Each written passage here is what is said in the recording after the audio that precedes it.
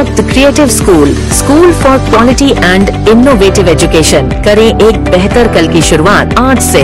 LA salon by Dhami, luxurious ladies salon. बेवजह मर रहे कौओं को लेकर चिंता दिखाया भालकी के लोगों ने।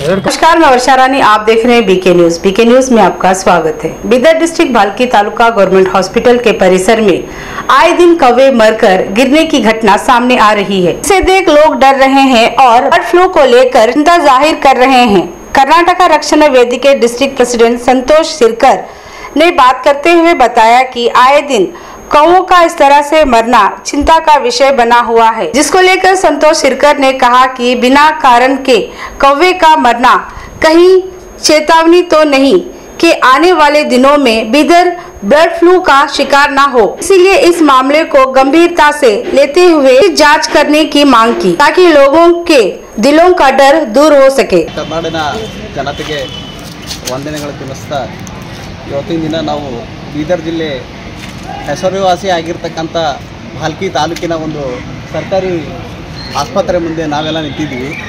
ಏನಪ್ಪ ಇವತ್ತಿನ ರೀಸನು ನಾವು ಇವತ್ತು ಒಂದು ಇದು ಕೊಡ್ತಾಯಿದ್ದೀವಿ, ವಿಡಿಯೋ ಮಾಡ್ತಾಯಿದ್ದೀವಿ ಅಂದರೆ ಸರ್ಕಾರಿ ಆಸ್ಪತ್ರೆ ಮುಂದೆ ಹಕ್ಕಿಗಳು ಸುಮಾರು ಹಕ್ಕಿಗಳು ಬಿದ್ದು ಸಾಯ್ತಾ ಇವೆ।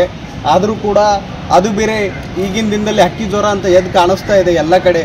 ಇವನ್ ಕರ್ನಾಟಕ के Giri silk and sari, seven heaven golden super mart 50% off. S Holkunde petroleum diesel में है दम, मार्केट से 1 रुपए कम। ದಿನದಲ್ಲಿ ಹಕ್ಕಿ ಜ್ವರ ಅಂತ ಎದ್ದು ಕಾಣಿಸ್ತಾ ಇದೆ ಎಲ್ಲ ಕಡೆ।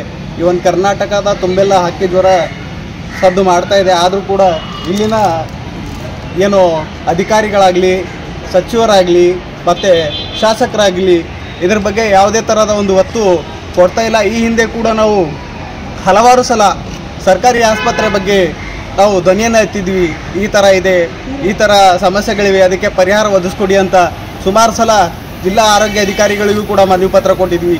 ಆ ಜಿಲ್ಲಾ ಆರೋಗ್ಯ ಅಧಿಕಾರಿಗಳು ಇಲ್ಲೇ ಪಕ್ಕದಲ್ಲೇ ಇರ್ತಾರೆ, ಆದರೂ ಕೂಡ ಇಲ್ಲಿ ಒಂದು ಸಲನೂ ವಿಸಿಟ್ ಮಾಡೋದಲ್ಲ ಇಲ್ಲಿ। ಈ ಥರ ಆದರೆ ನಿಮ್ಮ ವಿರುದ್ಧ ನಾವು ಒಂದು ಬೃಹತ್ ಪ್ರತಿಭಟನೆಯನ್ನು ಹಮ್ಮಿಕೊಂಡು ಹಾಗೂ ಆಡಳಿತ ಸರ್ಕಾರದ ವಿರುದ್ಧ ಒಂದು